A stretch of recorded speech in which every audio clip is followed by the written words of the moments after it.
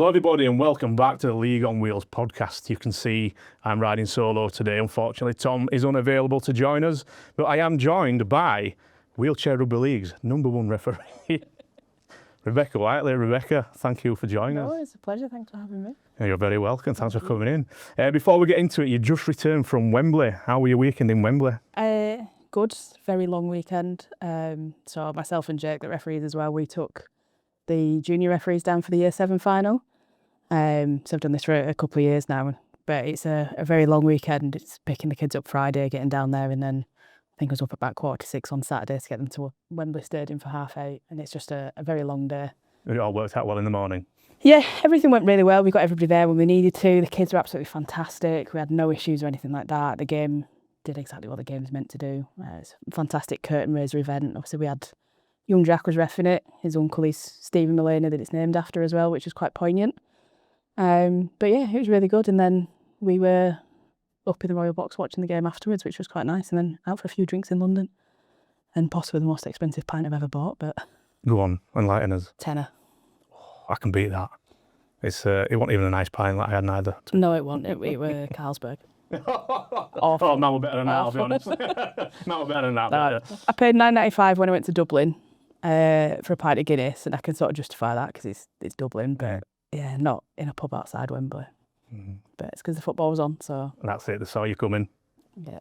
So you were in the Royal Box there, rubbing shoulders with the glitterati? Yeah. Yeah.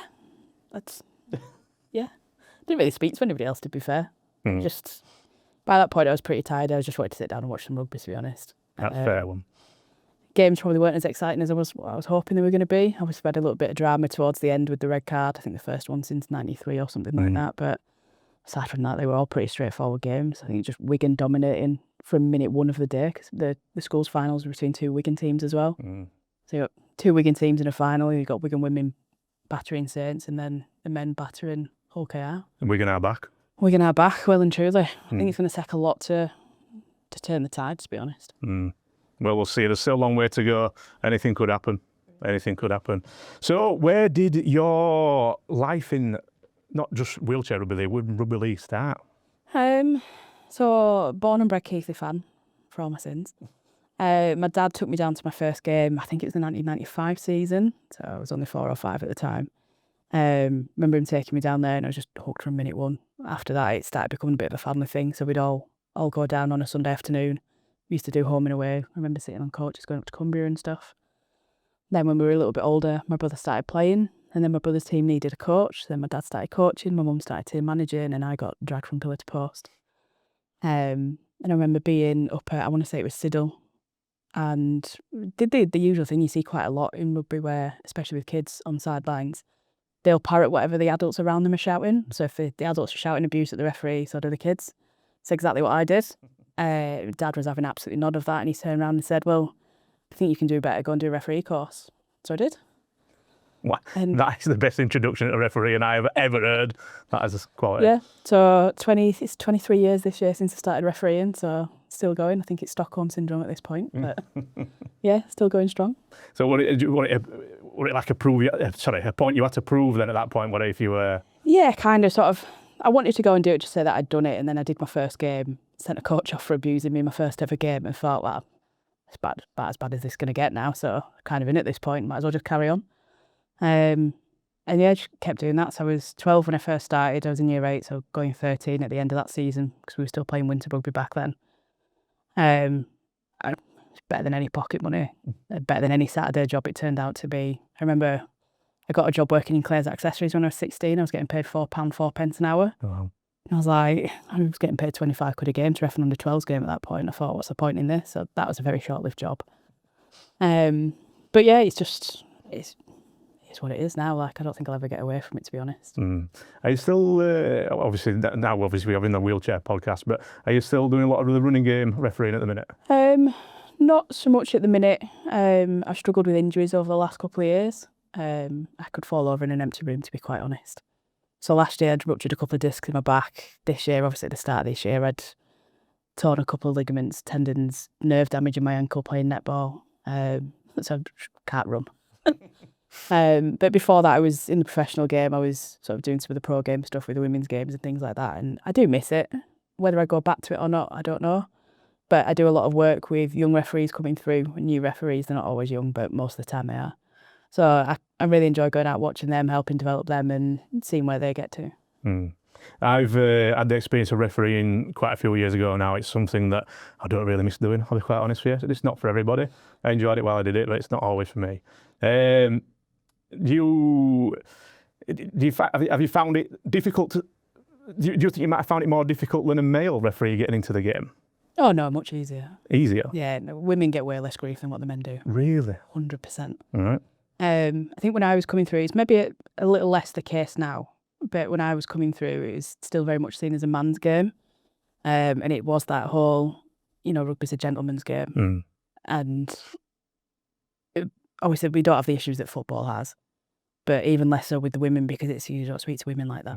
So I never really had much of that coming through. I don't think I've ever been that horrifically abused. Certainly when I was a kid coming through, that made me think I don't want to do this anymore. I am quite resilient, so I probably do take a bit more than what other people will, but it probably wasn't until maybe 5 or 6 years ago that I got some abuse that I thought, that's cutting a bit too close to the bone, is that one? But largely in 23 years, never really had an issue, and it's the same for a lot of the other girls that referee. Funnily enough, we were talking about it last week. One of my referees just made his championship debut in the middle this year, and he'd been watching some of Tara's games and obviously seeing what she was doing because she's the latest one to move into the full-time group. And he said to me, he's like, do you think she's managed to do this so almost effortlessly because she just gets more respect than what the men do? And I was like, yeah, absolutely, 100%.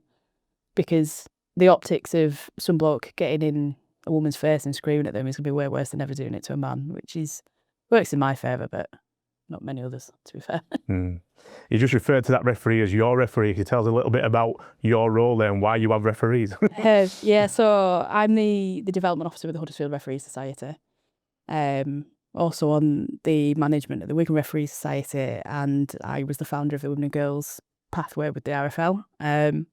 So there's a lot of referees that I've mentored over the last sort of 10 years or so. I think it's 2017 I took over at Huddersfield, and get all these kids coming through because they do tend to be kids that recruit because adults like yourselves probably know better than to go and referee because they know the think you're about to get. But yeah, so we get a lot of the kids coming through, and I've worked with some of them for the best part of 10 years now, and just sort of pushing them through the community game, getting them onto the pro structure, and then working the way through. So Freddie that I was talking about earlier on, he came to us when I think he was 15, 16. Just started very, very natural referee. I think 'cause he's got 2 twin brothers at home. I think he's been refereeing most of his life, to be fair. But yeah, he came through. He's a fantastic young ref. He'll be somebody that'll go on to absolutely thrive doing St. Wigan on Good Friday at some point.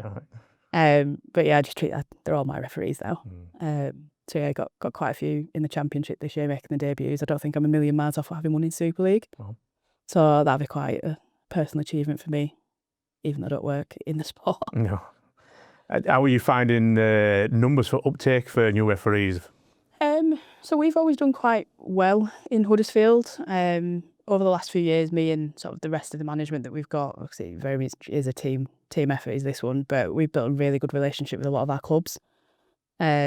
So we've got to a point where if we're identifying there's issues with referee abuse, we just get quite firm with them. It's like, oh, you need to sort this out, otherwise no referees for you. And to be fair, the clubs do.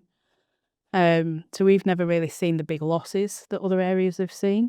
Obviously we do get some, over the years, we get some kids that, they've got to 16, 17, they've started moving away from education, they've gone into working and stuff like that, they don't have the time for it. You're very stereotypical 16, 17-year-olds finding girls and booze. It's a player problem, it's a referee problem. But yeah, we've always done all right. I think when I took over in 2017, I think we had 8 referees. I think we're up to about 50 or 60 now in our society. So yeah, we're doing quite well. We've recruited about 15 to 20 this year, which is a lot in one year. It's probably too much, to be honest, but Your hands full. Yeah, very much so. It's a lot of early morning starts on a Saturday. Oh, very well so. And where did wheelchair start for you then? So it's 2021. Pre-COVID, I was actually interested in doing it because I was starting to fall out of love with the game. And I'd actually messaged Steve Abel and said, oh, I'm intrigued about this. Like, you know, what can you tell me? And he was like, oh, we'll get together and we'll have a meeting. A week later, we went into lockdown. So obviously nothing happened then. And then 2021, when everything was starting back up again, I got a text off John McMullen. And he'd said he was meant to be doing Leeds London the next day, but obviously working for the RFL, it was when the double headers for the Challenge Cup semi-final at Elland Road, and he was having to go to work instead. So just trying to find somebody, and they thought, you know, we'll see if we've just got a running game ref that will do it. So I said, yeah, do you know what, go on, I'll have a go. So he just sent me a link to Our League Active and said, right, there's 10 pages on this. I say 10 pages, it wasn't 10 pages, it was 10 points. These are the difference between wheelchair, just go and have a go and see what you do. So yeah, first introduction to wheelchair was literally going out Leeds versus London. The friendly fixtures. Yeah, absolutely loved it from minute one, to be fair. It was great. And yeah, just hooked ever since, to be honest.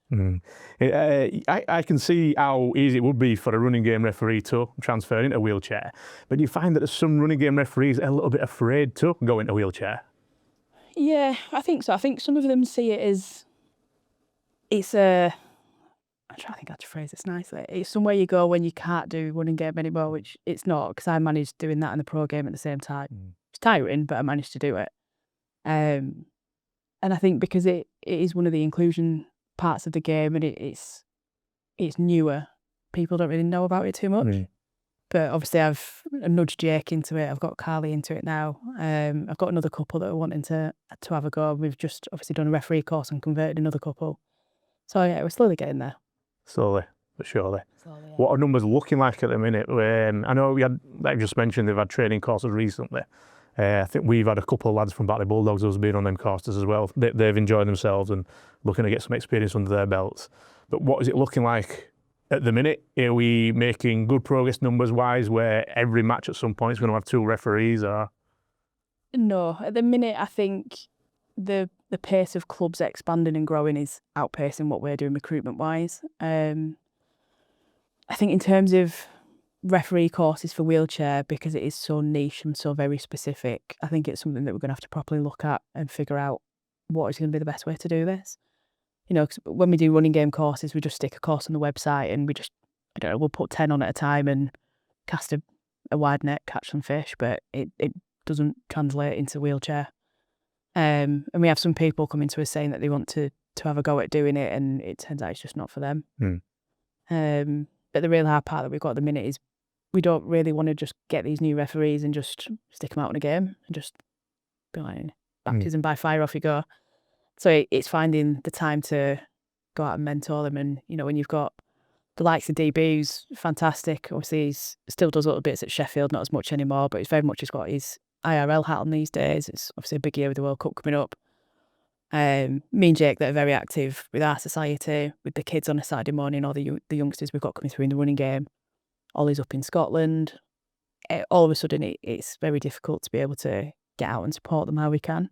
So I think it is something that we are going to have to look at. Obviously doing the first proper wheelchair course this year that me and Jake delivered online was a good start. I think probably do that again next year, but maybe look at the logistics a little bit more of actually being able to do a practical part with them. I'd rather deliver the course in person rather than online.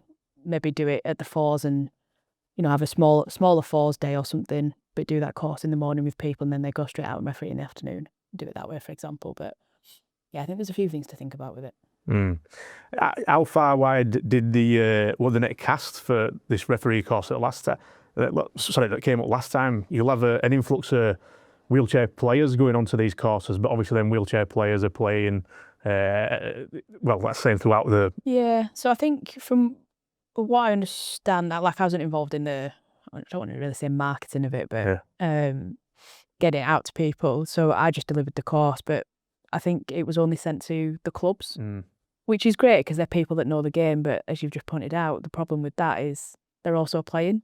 You know, we've got tons of referees already. We've got obviously Ewan at Leeds. We've got Adam and Phil over at Wigan. Got Dave Abel. You know, there's plenty of them that referee, but they also play in. It's, without sounding horrible, it's just no good to us because everybody's pretty much playing on the same day. And it's just a bit of a logistical nightmare. So I did chuck it in a couple of the WhatsApp groups we've got for the running game.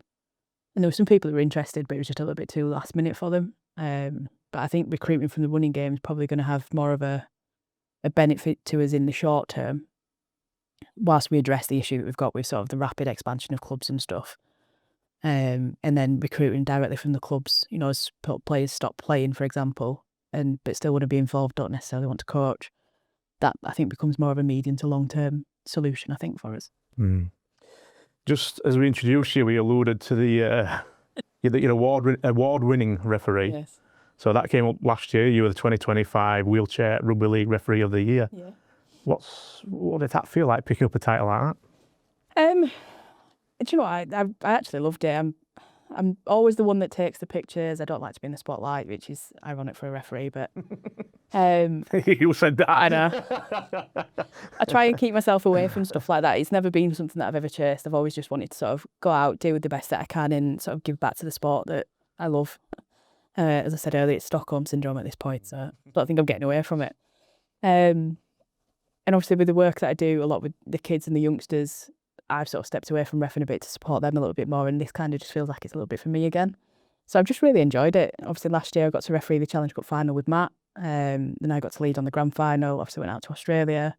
It's probably about as good as it gets for a season. I don't know if we maybe had a World Cup at the end of last year and I'd ref that, I probably would have just called time on it and just said it's not getting any better than this, we're just going to stop. Leave it on a high. Yeah, just finish on a high, that'll do. I suppose I expect you'll be getting lined up for this year in Australia then. I'd hope so. We don't know. We don't know how many refs are going from here, if there are any, if they're just going to use Aussie-based officials, how many they will take if they do. But yeah, fingers crossed I'm going. I've got it booked off work already. You book that time off, make sure you're going. Got that in the calendar, just waiting to see if it's enough time, if it's the right time. But yeah, as it currently stands, I've got no time off between now and October. I'll go. Quite a slog. Absolutely. You've already been out in Australia back in the last year during the Ashes, and you were out there doing some coach education out there as well. Yeah. How did that go? It was really good. It was a very, very intense few days. So landed 11 p.m. Saturday night, airport hotel. Sunday picked the car up, drove up to the Sunshine Coast, had the afternoon to myself. Monday went out and watched the last of the warm-up games with Queensland and did some bit of feedback for the referees with that. Tuesday we went to Parliament House to meet the Minister for Sport and things, which was really nice. Wednesday drove down to the Gold Coast. Wednesday afternoon chilled out. And then after that, it was just the most intense 4 days ever. Didn't really have time for jet lag, to be quite honest. It was just go, go, go. So we'd gone and delivered a wheelchair course with some new prospective Aussie referees. There was a few in there that had already done wheelchair as well, so it's a bit of a mix. Thursday afternoon, refereed the first test, and then obviously we had the state championships, probably quite similar to our fours events that we have. And it was just constantly assessing, feedback, developing, coaching all these new referees for the best part of 3 days. Starting at 10 in the morning, finish at 4 o'clock in the afternoon, and then pretty much just pass out, to be fair, because I was shattered. The humidity was insane. The temperature was about 30 degrees. There was no air conditioning anywhere. Oh. Yeah, it was a very busy few days, and then obviously refereed the second test match and then back on the plane the next day. Out there on your own? Yeah. So yeah, flew out by myself. We didn't know if there was going to be 1 or 2 of us going, but I think it came down to cost in the end. So flew out by myself, flew out of Newcastle. Got quite lucky on the long leg flights from Dubai to Brisbane both ways and had a whole row to myself. One of the Aussie guys told me that they call that bogan business class. So yeah, did manage to get some kip on the plane, which was quite a relief, to be fair. But yeah, it was quite nice. Obviously, John Mack was out there with the England team. I've known John for a long time with refereeing. And yeah, just got to know the players a bit better, the Aussies and the English, and had a bit of a laugh with them. And it was quite a nice experience. It does seem like it'd be an absolute party when the Aussies and the English get together. Yeah, because they both set a nuts. Yeah, that last night was after the second test. It was interesting. I bowed out when karaoke started. You don't have a favourite song? No, I stay away from karaoke. Finn O'Neill, I think, was the best one for me because he was adamant he wasn't doing it, and then he was like, right, go on then, and he sang Tequila. Did he sing it well? Did he remember the words? He did remember the words, yeah. Biggest round of applause for the night, I think it was, yeah. Did you man it before you backdoored it? Did you manage to hear anybody else singing along? Oh, everybody was singing. Everybody got up and had a go. Tom Coy put on a good show. Did Tom sing? I can't remember what he sang now. Austin was fantastic. He got well into it. Even John Mack got up at one point. It was it was entertaining. And then obviously all the Aussies got up as well. Yeah. I can't believe you weren't being able to drag you up. No, I think maybe if I'd had a few more drinks, Yeah. possibly. You left too early. Yeah, I left too early. Did you get a little nickname while you were out there as well? Yeah, so Wayne just going around introducing me as number one to everybody. So nobody actually knew your name while you were over there? No, I just got referred to as number one for the whole time. He's carried it on a little bit actually since we've got back. But yeah, he was just going around every time I was meeting somebody new, just like, this is number one. And they just sort of give me a bit of a funny look. I was like, number one referee in the world. And I was like, Wayne, please stop. But yeah, no, it was good fun. I enjoyed it. Good stuff. Back over here, only a few weeks ago, you were back with the England team, doing a little bit of work on the pathway. Yeah, so me and Jake have been to the England training sessions this year. So we were at St George's Park last weekend. We're back in Nottingham this weekend coming. Just doing some bits and helping out with some of the training sessions that they're doing whilst they're in camp, reffing some of their games that they've got, just so that, you know, they're just getting, I don't want to discredit John Mack, but proper referees that'll lay into them a little bit. Where I hope he's listening. I know. He'll give me some grace for this as well. Yeah, just somebody that'll actually referee it as if it was a proper game, whereas I think John might be a little bit lenient on them. If he was to get involved in doing it. But yeah, it's been really good. Obviously, seeing what they're doing, all the little bits and stuff that they've got going on. That they're really hammering the prep for the World Cup hard. Yeah, it's been great to be involved. Have you literally only just been there for refereeing, or have they been asking you for advice on anything, or making sure that? So the first one that we went to back in March was obviously just as we'd announced the law changes for this year. So we were just going through explaining the differences with them, which, to be honest, they're not massive changes this year. I think the biggest one is if you deliberately surrender, it's going to be a penalty. If you surrender to put yourself in a... Yeah, to not be pushed into touch or held up in goal. But yeah, we're going through that and doing little bits of that. But aside from that, all we're doing is refereeing. We're not really there to give advice or anything like that. Happy days. So you say you went back there again? This weekend, back on Sunday. And just a similar scenario? Same scenario again, yeah. Good stuff. Yeah. So is that getting you warmed up with them for Australia end of the year, hopefully? Like I say, it would be nice. But to be honest, at the minute, I'm kind of itching to get back into things properly. I'm at a point where I can run again now. So it's been 4 months since I did my ankle. So finally back, sort of not full sprint running, or at least not my full sprint running, but I've got a good dad run going. Good dad run. So I can definitely get up and down a wheelchair pitch, but I won't be doing any running game again this year. No. Or playing netball. But yeah. Was that your other favourite sport? Yes. You're competitive there then? Absolutely not, no. Social netball only. All right. I am overly competitive at everything that I do. So obviously last weekend we took the kids down to Wembley and we took them all to play crazy golf. And the kids absolutely cheated. I'm not having any of it. They said that I didn't win. I got 2 holes in one, but it's an argument for next year, I think. So they were playing against number one? Well, I know this is it, but I kept hearing at one point shouting 6 again. I was like, why are they shouting 6 again? And it turns out that when somebody had taken 6 shots, they just started back from 1 again. And they're just resetting the tackle count, essentially. Oh, that's a new rule. Yeah. Bring that one into crazy golf. Yeah. No, it was good fun. I did get a bit too competitive at one point, though. So just calm down a little bit.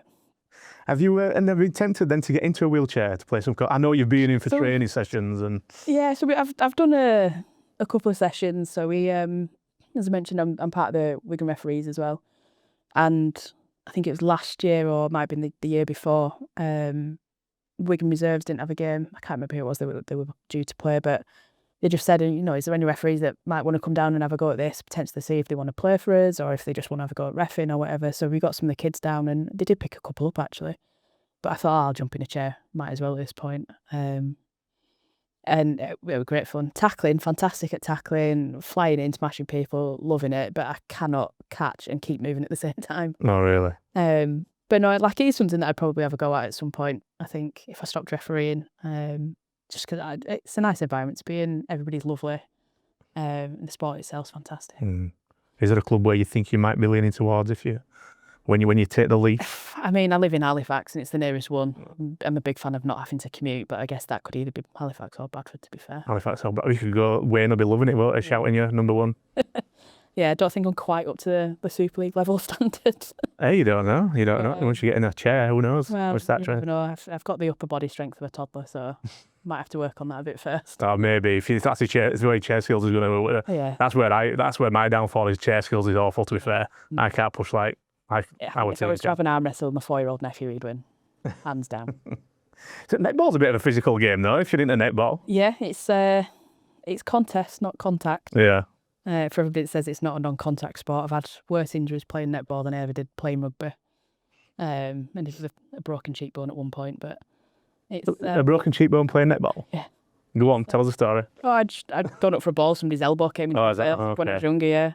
Yeah, plenty of concussions playing netball, and it's quite physical when it wants to be. Especially the way I play, because I'm just overly competitive.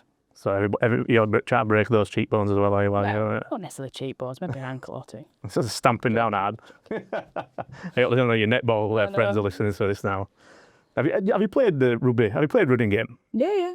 So I started refereeing because there was no options for me to play at that point. And then Matt Foster, who he coaches at Burley Bears in Australia now, but he worked for Keith Cougars at the time. He did a lot of work with the school setup, with champion schools and stuff. So he was coming into my school, and we obviously knew him from rugby, and he was a family friend. And just sort of said to him, like, I really want to play rugby. So we sort of put the feelers out to some of the other schools, and we've ended up forming a team. Ended up having to play a year up just because we didn't have enough at my age group, and girls' age groups stagger. So they go 12s, 14s, 16s. So yeah, I did that for a few years. Obviously very injury prone, had issues with my knees and stuff. It's a recurring theme. I know all about that. Played for Yorkshire when I was younger and stuff like that. And then when I went away to uni in Cardiff, obviously the opportunities to play rugby league down there just didn't really exist anymore. I did look at signing up for the rugby union team at uni, and then saw they trained at 6 a.m. So that was a no very quickly. And then I ended up doing a bit of work with Wales Rugby League whilst I was down there. Set up a women's team whilst I was there, but we never actually got a game going whilst I was down there, at least. I'd graduated and moved away by the time that really took off. And then had another little stab at it a few years ago, just after the World Cup. First game, broke my finger in 2 places and couldn't type at work for 3 weeks. I thought, so it's a sign at this point. It don't tie in with life at the minute, don't rugby. No, that's how I finished it playing as well. That one just don't match up. The vertebrae in my neck are also fused together, so I was told I really shouldn't play rugby. Oh, yeah. So I thought I'll take a broken finger as a warning at this point. We'll call it quits on that. What were you doing with Wales Rugby then? Is that where you trying to set up a girls set up for you? Yeah, so I just ended up working for them at one point whilst I was at uni. So I was doing a bit of all sorts. I was working in the offices. I was going out with Matt Jones, doing a bit of coaching in schools and stuff. Doing some work with the unis and Clive Griffiths with the students team. So I would referee down there every Wednesday. Clive would be coaching the students. He'd ring me up at the start of the season saying, Beck, I need a prop this year, who have you seen? And I was like, oh, if you go over to Swansea and have a look at this, or you go up to Uwick. And yeah, it was really good. Part of it was trying to kick off a team for the 2013 Women's World Cup, but I think it was just a little bit too late to really get that going. And then we had a lot of interest in it, but it just, obviously, Wales saw it, Rugby Union, Heartland. To really get a rugby league team going, it needed a lot more sort of thought going into it, I think, than a bit of a whim that we were going off. And obviously you've got the contest with Rugby Union that they're not very keen to release their players to Rugby League. No, not in Wales. So yeah, it was a struggle. It did take quite a while for it to get going, but I think it's got a really good foothold down there now. Obviously you've got Cardiff Demons competing in the Women's Challenge Cup regularly, absolutely dominating that southern competition with the London Broncos. So yeah, it's definitely getting there.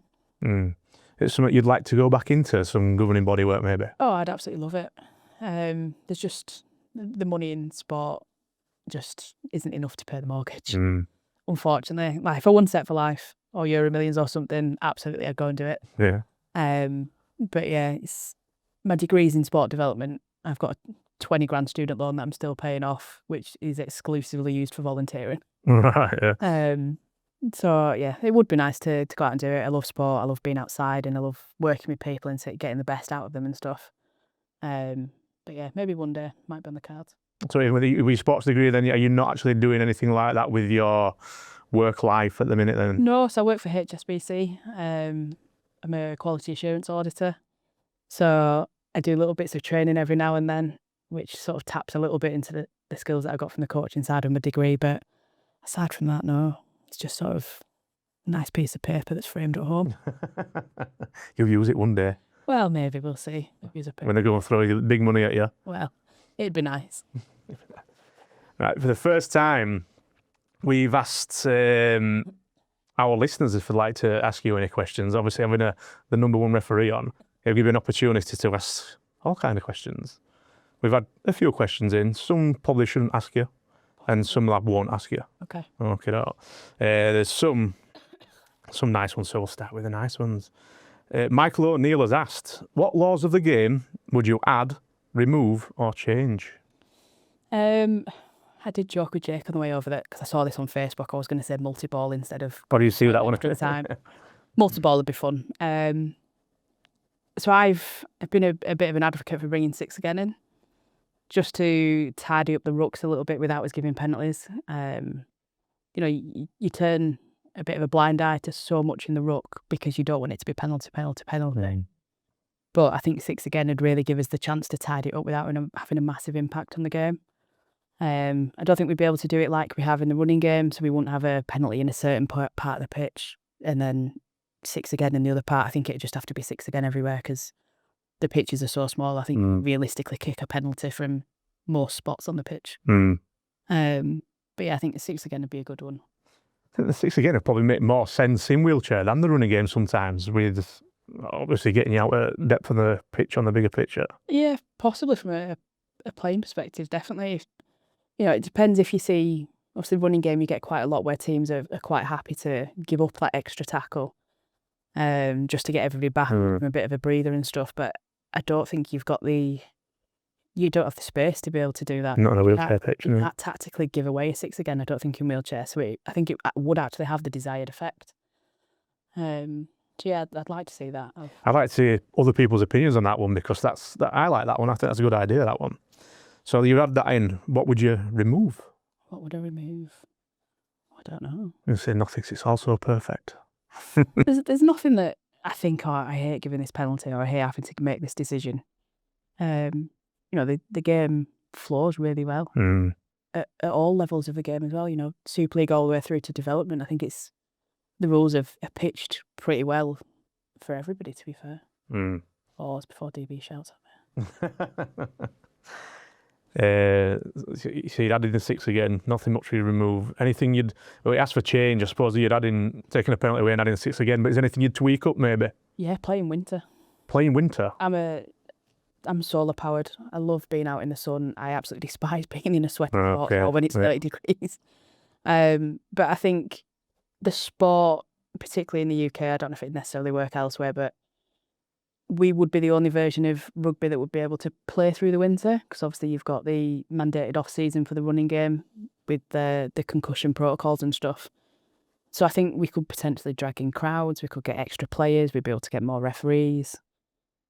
I'd be able to enjoy a nice summer sat outside on the side of a rugby pitch. I think there's probably something to be explored with winter. But I know it does come with its own challenges. It clashes with the basketball season. Hall availability with universities and stuff. Obviously, the students are in. But I think if you plan things out far enough in advance, you'd probably mitigate a lot of the facilities issues, I think. But I think we would have to have a big calendar and publish it well in advance and stick to it, I think. Are you aware of the Wheelchair Premier League that's been touted? I've heard bits about it. Not really great deals, though. I know there is a potential to play in the winter time, which would be nice. But that also then turns into, from my selfish point of view, reffing 12 months of the year. Yeah. I very much get to the last point of the season and Rugby League does not exist then until March. I need my off-season. You have a few months off there. Well, ease myself back into it gently when the Challenge Cup starts in January and I'm going out watching the kids reffing again. But yeah, I need that switch off at this point. After 23 years, I need to be able to turn off it from. It never stops on the administration side. No, it doesn't. It never stops. We'll go to this one. Where's that one gone now? This is about rules. James Simpson Hill. Simo, what are your thoughts on switching which team kicks off to try prevent blowouts? Do you know what? I'm all for it. It is something that was in the rules in junior rugby for a very long time, just to stop that from happening. I think your elite competition, so Super League, and I mean, to be fair, the Championship's really competitive as well. I don't think that, I don't like the idea of it being in that, but certainly with sort of more of the development leagues, when you've got, one team that is a lot newer than another, giving them opportunity just to have a go with the ball. You don't want to see teams just getting paggered and paggered. But at the same time, with the Super League sides and stuff with a competitive game, teams will take two to get the ball back and get points, which you don't really want to give that away, I don't think, in such a competitive environment. Yeah, if you're using it tactically. Yeah. But, I mean, for friendlies, development games, things like that, absolutely go for it. Just not in Super League or Championship. Yeah, I think the really competitive stuff, no. The stuff that you're playing for a trophy for, basically, I don't think you could get away with it. Yeah. But yeah, the rest of it, I don't see why not. I'm all for making up your own rules. Make up your own rules as you go along. Rob Hawkins kept trying to say to me last year that we were going to try Captain's Challenge out. I was like, well, I don't know how we're going to do this. And he's like, easy, rock, paper, scissors. And I was like, all right, but if I win, I get in your chair and you've got to referee, and suddenly he changed his mind on that one. Yeah. It'd be interesting. The grand final gets shown on TV. Would there be a chance to have a Captain's Challenge in there, do we think? So there has been talks about bringing video refereeing. Personally, I think it would be an absolute nightmare. Obviously, the nature of a tackle, so taking a tag, would be so minute. How narrow are we looking at getting clear separation between that and a try? I think there'd be so much getting overturned just because we're human. Yeah. We don't have that split second reaction of being able to see if something's, a quarter of a centimetre detached from a shirt versus the ball going down at the same time, because I can't look in two places at once as it is. A lot of it is very instinct based, and I think you just end up with so many challenges that would be successful, which means team would keep Captain's Challenge, and it'd just go on all day, and you'd end up with a game taking about 3 hours. I suppose just because of the nature of wheelchair as well, it's a fast game. It's probably we're not talking speed by somebody running against a wheelchair, but it's probably the fastest code of Rugby League going at a minute. And you don't want to take that excitement away. Yeah, obviously you look at sort of the NRL competition versus Super League and the men's over here, and you see how much faster their rucks are than what they are here. I think an NRL ruck is, it's about 1.8 seconds on average or something, or just under 2. Wheelchair, I think you're looking at half a second sometimes. Like the speed that some of these players can tag up and get the ball away. It makes, if I'm a defensive ref and I'm trying to keep over the ball and get back to set of 4, you've got to really be able to read a game to get into position to get the defensive line back before that play is gone. Otherwise you end up doing a bit of a disservice to the defensive players and people end up being offside and it just starts causing problems. But yeah, it's so fast. I think you've just got to have an element of referees are human, and we're not out to get anybody or do anything like that. We're trying to make the best decisions with the information we've got, but it is really difficult sometimes to be able to see two things at the same time that are in different places. It keeps that float game as well, if you can keep it running and ticking over. Olivia Fulton has asked, what has been your favourite match to referee and why? Oh, favourite match to referee? In wheelchair? We'll stick with, in fact, we'll start with wheelchair. Okay. What have I enjoyed the most?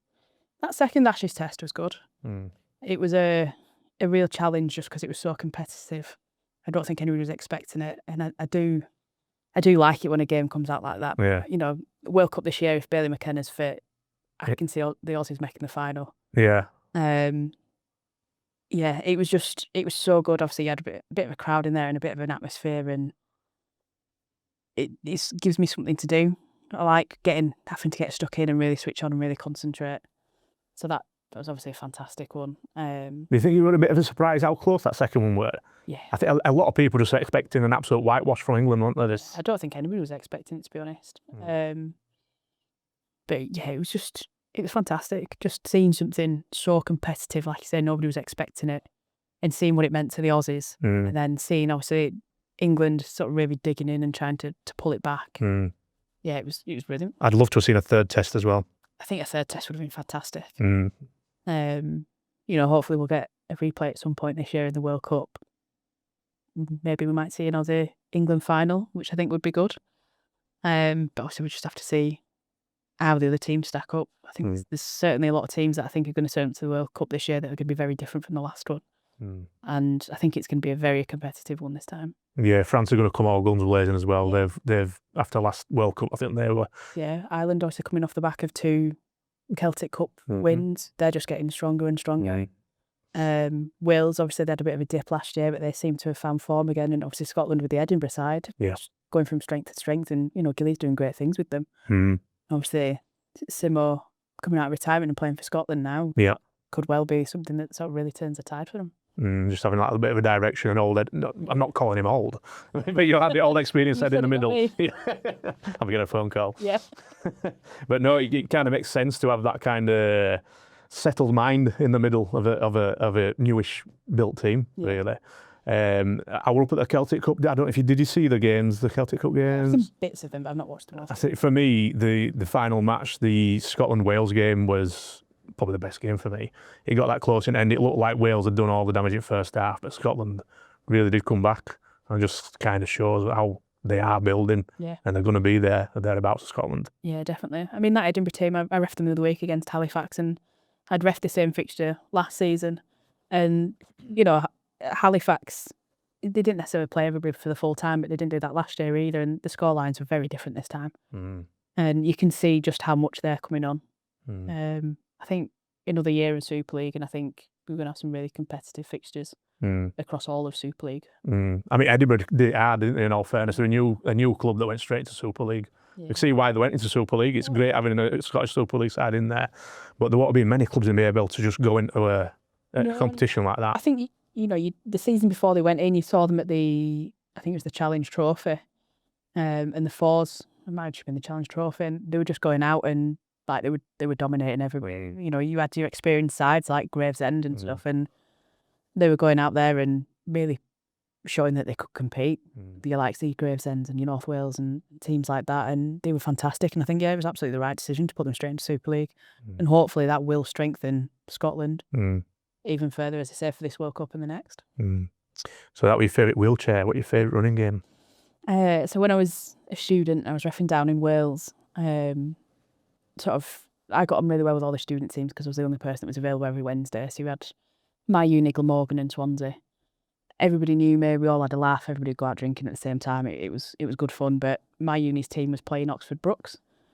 Now they were preparing for varsity on the Saturday, so they sent their second team. And my uni's team were the top of the Southern Conference at this point. So I blew up after 60 minutes. It was 104-6, I think it was. Absolute battering. But this Oxford Brooks team just never took a backward step. They were just student rugby is rugby in its purest form, I think. Everybody just wants to play rugby and go and have a beer, to be fair.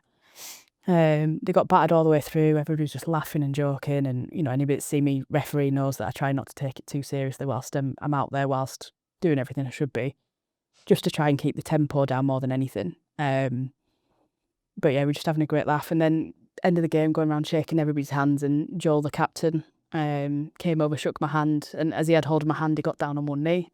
The whole Oxford Brooks team surrounded me, and they started saying, "You've got that loving feeling." It was just an absolute stitches. I had tears pouring down my face. It was just the funniest moment ever, and it'd just been such an absolute battering, but everybody loved it. Like, Oxford scored the last try of what was the 60-minute game, and they got the biggest cheer. Like, the other team were going round and like congratulating them and stuff, and it was just such a proper game of rugby that, for me, that's what it's about. It's about going out, playing what I think is the greatest sport and enjoying it. But yeah, it stuck with me for the last 12 years, is that one. Still make a giggle? Yeah. One of the questions I like to ask people is the funniest rugby league story, but have you just... It probably is that one, to be fair. That one? Yeah, out of things that I can repeat, yeah. Let's do after the watershed episode. Yeah. No, it was, it was probably definitely that one. That one? Yeah. David Callumson's asked a couple of questions. One of them might be a little bit, it's a bit of a tough one. But who have you been your best players to referee? So I'm assuming he's trying to, who have you enjoyed being amongst? And Do you know what? It's going to sound cheesy, but there's not really any players I dislike refereeing. that was the second part of his question, is that one. For anyone I didn't want to like. really lean on you on that one, to be fair, because I thought No, it'd be a bit of a mean one. But You've obviously you've got some characters in the game. You've got some people that like to wind people up and stuff. But like I say, my style of refereeing is to keep it really chill, get on with everybody. Sort of, you're setting the foundations for your game with the rapport that you build with your players. So if I can go out there and get on with people and have a little bit of a laugh and a joke, it helps me when it comes to the tough decisions and when things might start getting a little bit tetchy, to sort of bring things back down, because I've got that relationship with players. It's something that I think I've done quite well my whole reffing career, even back in the running game, all the way through now into wheelchair. And, you know, I joke about that, you know, everybody loves me and I'm everybody's favourite referee, but everybody says that to me when I'm reffing them. I'm sure they say that to whoever goes the week after as well. And we joke sometimes we've got a bit of a bingo card, who can tick off their bingo card first with how many clubs have said that they love them the most. But yeah, there's nobody that I particularly love reffing more than anybody else, and there's nobody I particularly dislike reffing more than anybody else. Some players will present more challenges. Some of the players that also referee can be some of the harder ones to referee because they sometimes think that they know everything. But I think the big thing that you've got to remember is the view that you've got in a chair versus what I can see from the sideline 10, 15, 20 metres away is sometimes very different. And just because you've seen something doesn't mean that I've necessarily seen it.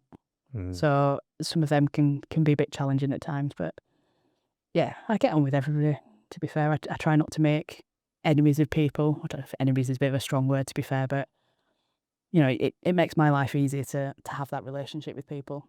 Oh, definitely. With your wheelchair head on then, what would you like to see for the sport going forward, short term?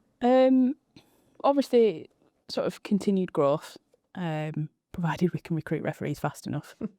The way it's obviously growing over the last few years, you know, we had such a successful World Cup in 22 here in England. And I think we've built really well on the back of that. I think we just need to keep going sustainably. I think make more of, I was never a fan of the magic rounds, but I think we could make a real thing about semi-finals and Challenge Cup games and things like that. So obviously one of the bigger challenges that we have is obviously getting sports hall availability. And sometimes if you're trying to do that last minute because you've just had a cup draw, you end up with, you know, Leeds playing in York the other week. And I remember doing a Challenge Cup semi-final between Leeds and Wigan a few years ago in Hull. Yeah. And I think maybe if we looked at them and sort of said, right, quarter-final stage for the Challenge Cup is going to be played on this weekend. We have 2 games Saturday, 2 games Sunday. RFL's going to make it a central event, so to speak. You know, you're saving costs for the clubs. You can potentially charge tickets to get people in. We get more spectators in. You know, we've had some games at Wigan where we've had I think it was the Euros and then the Challenge Cup final. We've had some really big crowds in there, and it's a fantastic atmosphere. You know, I remember doing the England-France game a couple of years ago, and you should build such an atmosphere in there because it's obviously quite a low roof and stuff. It holds the sound really well. And I think just getting more people watching wheelchair rugby, I think would be a really good thing, rather than just getting more people playing it. Because, you know, it's such a fantastic game. It's, as you said before, it's the fastest version of rugby.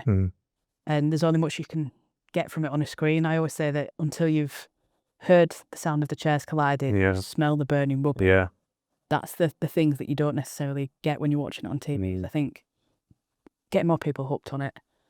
You know, potentially the Challenge Cup finals just being in Wembley this weekend for the men and the women. Is there something that we could do maybe on the Sunday down in London and make it an event that people can go to as well as the men's and the women's Challenge Cup final, and make it a really inclusive event rather than obviously we playing, I think it's the end of July, the Challenge Cup now this time. Yeah, maybe just little things like that. Obviously, you were in the stadium. I was watching from home. I just returned from a holiday, so I was watching the Challenge Cup from home. And I was listening out to see if there any mention of wheelchair, but I never heard a thing about it. Obviously, a mention of the Challenge Cup.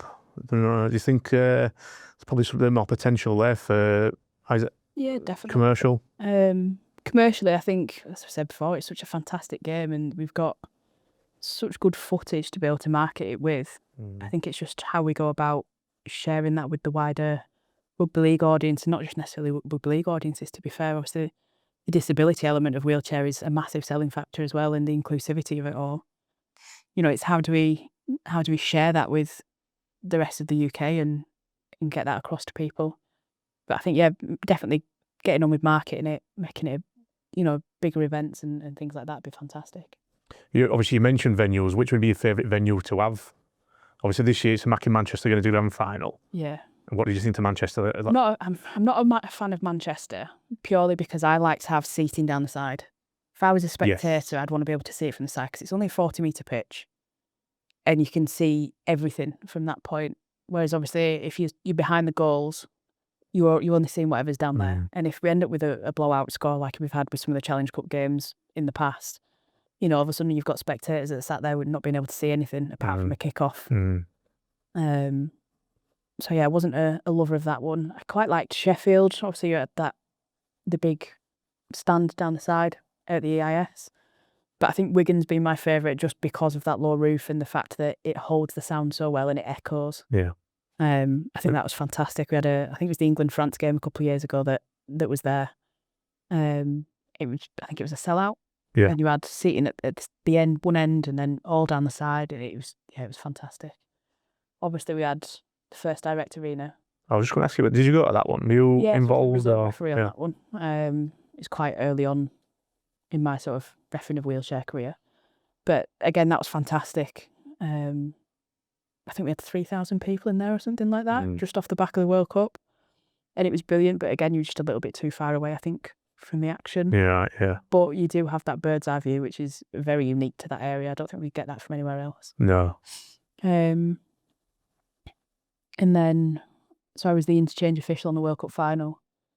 And I don't know if we're going to get another venue like that, domestically at least. But that was just fantastic. Yeah, Copper Box. No, in Manchester at the... Oh, sorry. Oh, no, I was thinking World Cup then. The World Cup final. In Manchester.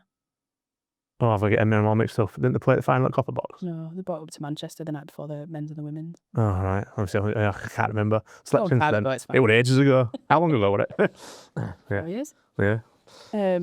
Yeah, that was brilliant. Obviously, you just had the 360 seating on that. Yeah. Like the spotlights on it all, the lighting, the whole setup was just fantastic. I think the only thing it was missing was showers. No showers? No. For anybody? No players either? Really? Yeah, everybody had to go back to the hotels, I believe. Oh, well. Just, it's not a purpose built for sport, isn't it? No. Event, it's an event space. Yeah, event space, right, yeah. Well, Becky, it's been an absolute privilege to have you in today. Thank you. Talking about being the #1 referee in Wheelchair Rugby League and your thoughts on the game. Thanks for joining us. Thank you for joining us. And good luck for the rest of the season. Hopefully 2 years on the bounce, #1 referee. Well, we'll see. Obviously, this injury to contend with, so we'll just see how quickly I can get back into it. But fingers crossed. Hopefully we'll see you over in Australia. Well, I won't see you in Australia. Nobody's taking me. No, like I say, solar powered, so I'd very much like to be in Australia this year. All the best. Thank you. Thank you, everybody, for joining us again. And thank you for adding your questions for Rebecca's in this episode. If we do that again, we'll give you all a shout. And do please ask your questions, ask away. So we will see you in a couple of weeks' time. Take care. Bye-bye.